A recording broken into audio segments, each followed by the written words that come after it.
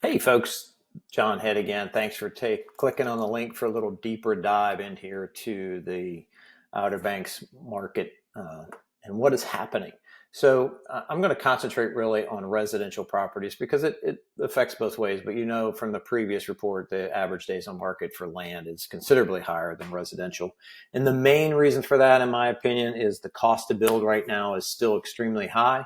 We're seeing some softening in that market, maybe down to about 250-ish, but most of the builders out there are still 275 to 350, depending on how you're finishing the interior of a house. Cost of materials, the stick lumber has come down, but everything associated with it has gone up. Labor costs are considerably higher. The appliances, electric, plumbing, all that rough end stuff is considerably higher than it had been in previous years. So what am I looking at here today? And as you said, and you'll have a copy of this attached to this email link. But in reality, our total inventory by the MLS statistics is 883, and that covers land and commercial and residential, but it also includes Currituck mainland, a good portion there, sometimes as far away as Hertford or Columbia, Plymouth. So I don't include those in the report. And I do that intentionally because I've been practicing second home real estate sales for 25 years. And so those areas customarily lend itself heavily towards primary residence, where we participate here on the Outer Banks of Dare and Currituck County as a second home investment market. And we can do an investment analysis for you if you're looking at to kind of give you a perspective of what kind of dollars you're going to have when making a purchase here if you're going to vacation rental it. And obviously we still have those folks that move here and purchase a home for primary residence, but that is a small number. Across the board, historically for us as a firm, that number is about 3%. In the previous couple of years, it was down to 1%. Everybody was buying for second home investment property, period. Then a lot of those homes went out to VRBO and thing, or back in a vacation rental program and just having the owners use the property for 2 weeks a year or whatever the number is. So I just kind of wanted to kind of break down my conversations with other builders, with other realtors and other property management firms. And you just know as Colony Realty Corporation, our firm, we do long-term property management, commercial leasing, in addition to our team at Colony Realty sales team of residential sales. So that's just a little breakdown. And we're very proud of our team. We have, for a small group boutique firm, we are still fighting up there. We're number one as way as teams report in residential sales in team numbers. Now, there are some teams out there that do not report in our MLS system as a team. They really report as an individual, even though they are a team. And there's some phenomenal players out there. But for us as a small boutique and having a team format where we support our agents, it has been really fun to see us compete with the biggest brokerages in the nation here on the beach, franchises particularly. And we rank right now in unit sales 16th among, I can't even remember the number. There's probably 400 firms that have done, no, maybe not that many. That's about agents, but let's 280 some firms that have done something here on the beach this year. So I'm not saying that impress you, but impress upon you. We are full-time agents working on your behalf, whether you're buying or selling. And that's why we bring you these reports, is so you can, when the time comes that you're better informed to make a educated and informed decision for the buy or sell process. And so we will help walk you through that process when the time comes, but having an idea what the market is doing overall helps you understand, the best way to price an offer or the best way to price to get multiple offers on your current property. So that's kind of the reason for the deeper dive in after this August, because we've come into the time of year where historically we list and sell the most amount of properties, and that's September through the end of November. Now, the last few unicorn years, that wasn't the case. It just seemingly didn't stop. But we are seeing a slowdown for the summer. We're seeing a return to normalcy in August, even sales and property management. because everybody's gone back to school. Everybody has other commitments. The kids are going off to college. The kids are going into elementary. They're going into high school. So we're seeing that lag that we didn't see during our unicorn years because everybody was working from home basically and taking vacations and just working remotely.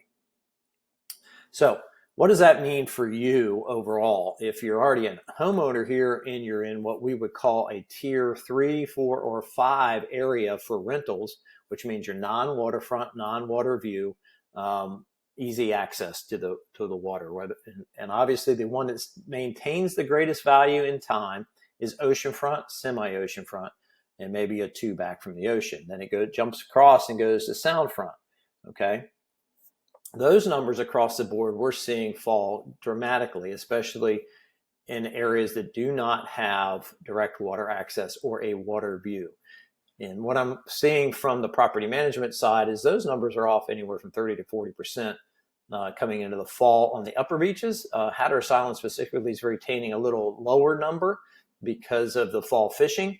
But the reality, we're returning to that normal market cycle where the homes that aren't having extra amenities or water views are getting less inquiries for rents. And you're also seeing that across the board at Airbnb, VRBO.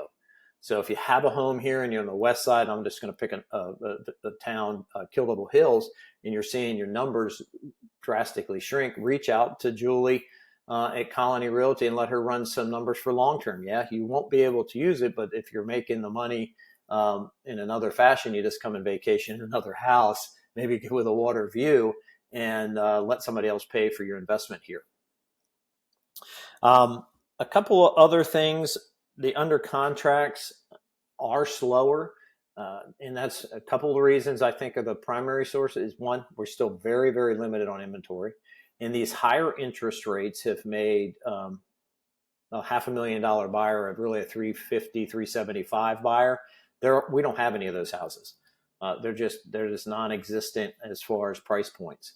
Whereas the 750 or higher, million plus, 2 million, 3 million, the highest price sale this year was 7 million in September, in August in Kill Double Hills. But those rents are huge rents on those things. So, but there's also, you got to bring a lot of people with you if you're vacationing that way. So we understand that there are going to be areas that have a better bang for your buck, whether you're buying it or selling it for that matter. So if you're waterfront, semi-waterfront, and you still have a great view, then you're going to still be in a good position to take advantage of this market. Now, coming into the fall, what is our predictions? It's a day-by-day proposition. Every day I get up and I look at the numbers, what's just come on the market, what's just gone off the market, what has just gone under contract. And the reason we do that is to kind of see what is indicating for our fall, which historically, other again in those unicorn years, our best time to sell and or buy. Why?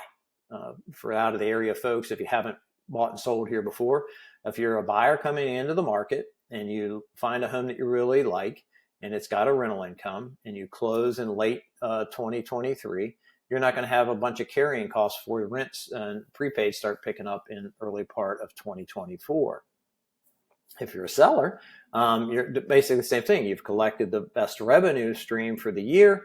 You sell closer to the end of the year. You've taken your money out. You're not carrying anything into the next year before those revenues start. So if you have questions, really encourage you. One of my team members has gotten you this in your lap and you've decided to listen to it because I'm going up on my 10-minute mark.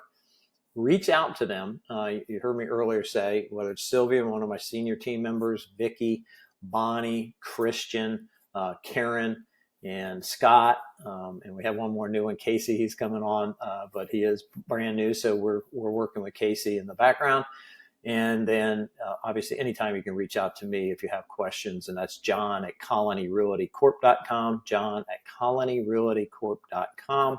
This whole report will be in the email, along with the shorter clip at the beginning, a little reference point. But if you have questions and you really want to say, hey, I'm specifically looking for Southern Shores, West Side, which is primarily geared towards second home, primary home, or if you're on the ocean side, then you're going to be looking at rental kits. And I'm just picking Southern Shores as an example because I just happen to look down on the sheet and see it. You'll know that Southern Shores Oceanside, look at the days on market, average 132 days.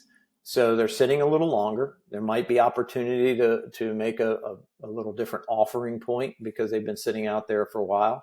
But their price points are extremely high.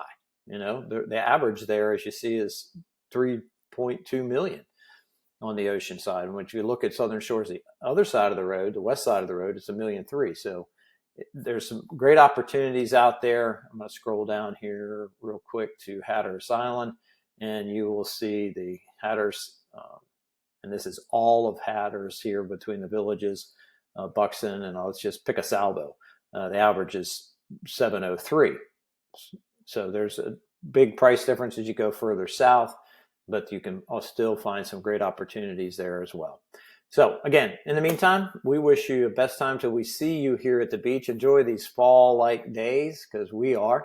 The humidity's dropped out and we're enjoying it greatly. So again, from all of us here at Colony Realty and Colony Realty Corporation and our Colony Realty sales team, thank you for tuning in, and we'll talk to you soon. Take care.